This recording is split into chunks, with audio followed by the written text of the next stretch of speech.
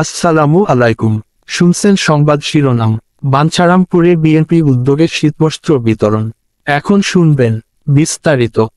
ব্রাহ্মণবাড়িয়ার বাঞ্ছারামপুরের রূপসী union BNP ও সহযোগী সংগঠনের পক্ষ থেকে শীতবস্ত্র বিতরণ করা হয়েছে।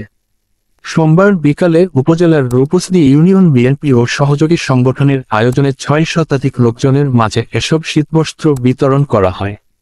এতে সভাপতিত্ব করেন রূপসী ইউনিয়ন যুবদলের সাধারণ সম্পাদক মোহাম্মদ আল আমিন।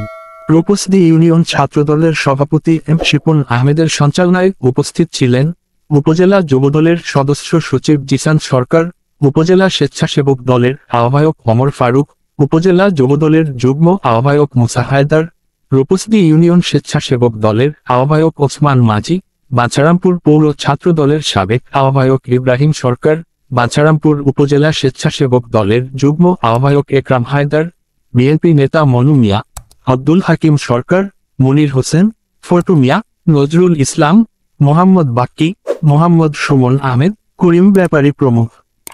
এ সময় বক্তারা বলেন, বাংলাদেশ জাতীয়তাবাদী দল বিএনপির ভারপ্রাপ্ত চেয়ারম্যান তারেক রহমানের দিক নির্দেশনায় এবং বাঞ্ছারামপুরের সাবেক সংসদ সদস্য এম এ খালেক পিএসসির নির্দেশ মোতাবেক আজকে আমরা রূপসী ইউনিয়নের শ্রমজীবী ও খেটে খাওয়া মানুষদের মাঝে শীতবস্ত্র বিতরণ করেছি।